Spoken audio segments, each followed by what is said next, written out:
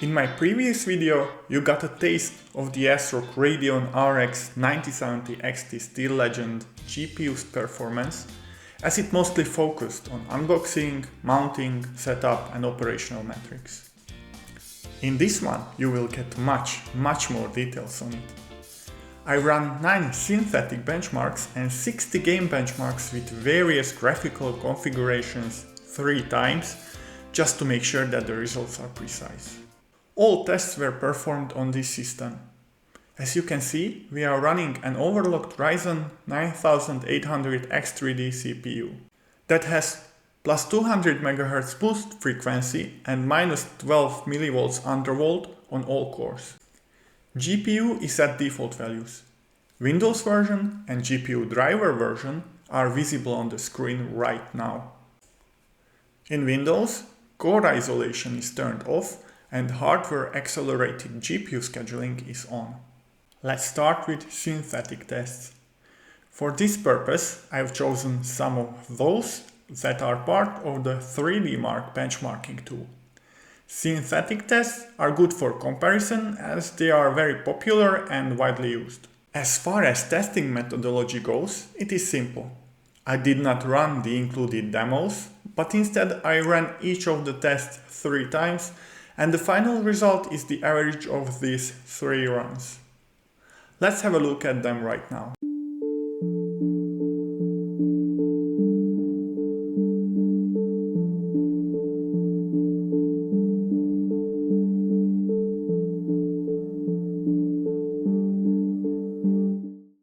For gaming benchmarks, I chose a mix of games, older, newer, with heavier and also lighter ray tracing features, and without them. I was limited by the content of my game libraries and the fact that I wanted them to include an in-game benchmark tool, for consistency reasons mostly. It is easier to exactly replicate these tests for others, which also makes it easier to compare performance. Where it was possible, I ran them in exclusive full screen mode using the highest graphical quality presets for both raster and ray tracing benchmarks, with some tweaks here and there, most importantly turning off upscaling if it was part of the preset. For games not including presets, or for those that the preset was not working, I've tried to crank up every mostly reasonable setting. Each in-game benchmark was run in 3 resolutions: 4K, 1440p and Full HD. Final results are the average of 3 runs. 3 seems to be the magic number. Apart from the average FPS, I will also evaluate the performance impact of ray tracing and how good or bad performance scales with lowering resolution.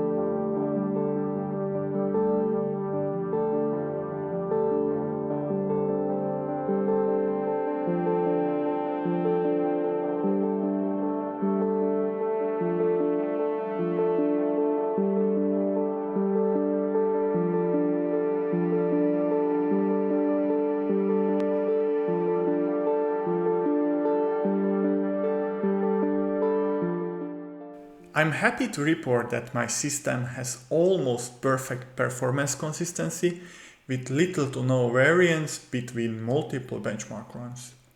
This was not the case at all for my old gaming laptop. Here are the average FPS results for all games across all three resolutions. At Full HD, only Black Myth Wukong with ray tracing maxed out is showing an abysmal performance of 24 frames. I guess this is what they mean by the cinematic graphics preset. Unplayable, but maybe watchable. It is only going to get worse with higher resolutions.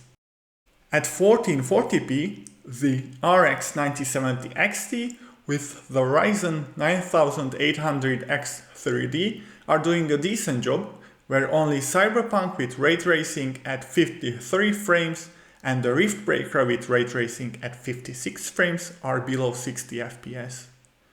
As for Black Myth Wukong, there is nothing to say. At 4K, it is worth noting that only 3 ray-traced games are above 60 FPS. Shadow of the Tomb Raider and Far Cry 6, the latter one having very light ray tracing, and one enhanced old title, GTA 5 Enhanced.